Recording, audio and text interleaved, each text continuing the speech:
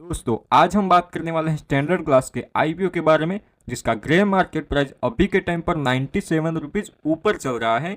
तो अगर आप सिर्फ ग्रे मार्केट का प्राइस देखकर इस आईपीओ में अप्लाई करने जा रहे हैं तो रुक जाइए, इस वीडियो को पूरा देखने के बाद ही अपना डिसीजन बनाइए। तो चलिए स्टार्ट करते हैं। तो दोस्तों ये आईपीओ 6 जनवरी से 8 जनवरी तक ओपन होने वाला है। इस आईपीओ का मिक्स ऑफर है, जिसमें कुछ शेयर फ्रेश इशू किए जाएंगे और कंपनी के कुछ हिस्से की सेल होगी। इसमें 210 करोड़ के नए शेयर इशू किए जाएंगे एंड 200 करोड़ ऑफर पर सेल होंगे, जिसमें 1.43 करोड़ शेयर शामिल होंगे। तो सब मिलाकर कंपनी इस आईपीओ से 410 करोड़ रुपए इकट्ठा करने वाले हैं। अब बात करते हैं आईपीओ की कीमत और लॉट साइज की।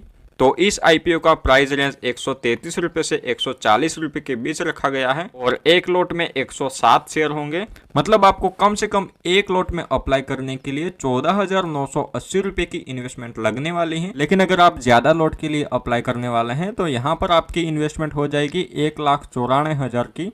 अब बात करते हैं आईपीओ के ग्रे मार्केट प्रीमियम की, जो अभी के टाइम पर 97 रुपीज ऊपर चल रहा है। इसका मतलब है कि अगर आप आईपीओ के शेयर खरीदते हैं तो लिस्टिंग के बाद आप 237 रुपीज के भाव पर इसको बेच सकते हैं और ये एक पॉजिटिव पॉइंट है। इसीलिए इन्वेस्टर इसमें इन्वेस्ट करने के लिए बहुत ही उतावले हो रहे हैं। लेकिन आइए ये भी देख लेते हैं कि फाइनेंशियल नंबर क्या बोल रहे हैं। कंपनी के फाइनेंशियल आंकड़े भी काफी मजबूत हैं, लेकिन अगर आपको नहीं पता है तो मैं आपको बता देता हूँ कि कंपनी तभी अपना आईपीओ लेकर आती है जब फाइनेंशियल नंबर मजबूत होते हैं।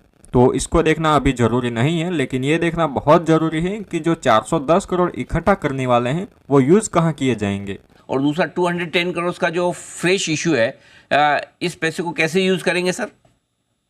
Yeah, 200 crores offer for sale, only promoters are selling, just to ensure that the deal has to happen because there is a cap limit of 400 crore.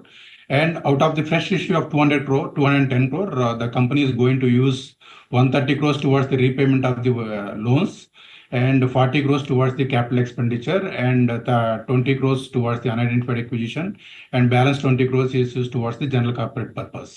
तो इस आईपीओ के जरिए 410 करोड़ इकट्ठा होंगे, उसमें से 10 करोड़ का उपयोग मशीनरी और उपकरण खरीदने के लिए एंड 130 करोड़ का उपयोग जो कर्जा है उसको चुकाने के लिए और 30 करोड़ कंपनी के सब्सिडरी में इन्वेस्ट करने के लिए किया जाएगा। ये भी देखना बहुत जरूरी है कि आखिर कंपनी बनाती क्या है, जिसे हमें फ्यूचर की ग्रोथ पता चले। नहीं, टैबलेट बनाने के लिए जो रॉ मटेरियल बनता है वो reactors, dryers, filters, before API बनाने के लिए, इंटरमीडिएट बनाने के लिए, बेसिक ड्रग, बेसिक केमिकल्स बनाने के लिए जो मशीनरी रिक्वायरमेंट है वो बनाता हम लोगों।